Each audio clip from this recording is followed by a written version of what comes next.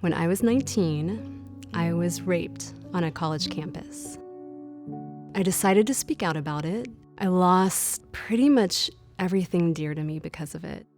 Nobody believed me. The school, the police, they said that women make it up all the time. My grades went down. I had a singing scholarship. I stopped singing, especially with having PTSD, just constant nightmares, anxiety attacks. I remember coming to a place of such desolation, and I felt like I truly had no one. One day, trying to get to class, some friends of the guy that had raped me, they were bullying me. And so I escaped kind of into this bathroom area, and I just was in the bathroom for hours. I was shaking, I was sick, and I couldn't leave. And I remember thinking that moment that I was done, that I was gonna give up, that I couldn't go on that way, that there was no hope for me.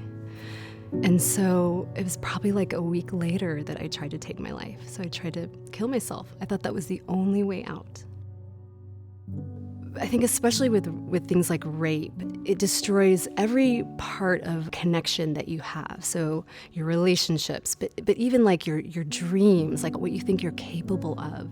I lived out of this place of worthlessness and just feeling like it was me, it was my fault, because that's what I'd been told on that campus. Fast forward like 10 years of being kind of in and out of counseling, a lot of addiction, a lot of hurtful relationships, bad relationships. It's just like was always the next thing. Like, what was the thing that was going to heal me? What was the thing that was going to make me complete? How could I stop the pain?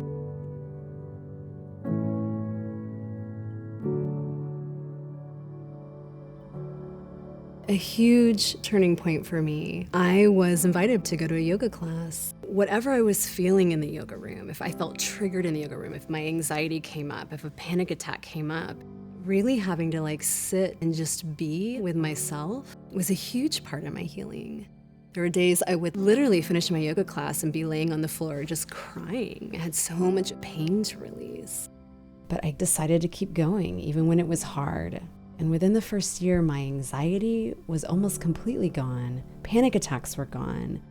The best way I can describe it is it's like my brain was changing. And I wasn't doing it alone. Yoga helped me reconnect to myself so I could reconnect to people again.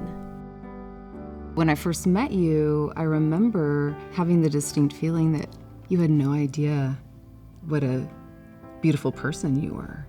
She really, in the beginning, would give me a lot of space to share. You didn't judge me, you didn't ask me to be somebody I wasn't, but you just welcomed me every time, and you just listened. What was huge for my transformation was having a safe place to grow. You provided a safe place as a friend. And then I think the yoga room being the safe place and the teachers being safe, and then to choose to step into that space time and time again. There's a quality of presence in the postures of yoga where you cannot do it quickly. It's slow, it's deliberate, it's a lot of staying with it in the discomfort, growing when it's hard. Translating that outside the yoga room to moments where it would come up in relationship, where it was like, am I gonna be betrayed? Is someone gonna hurt me?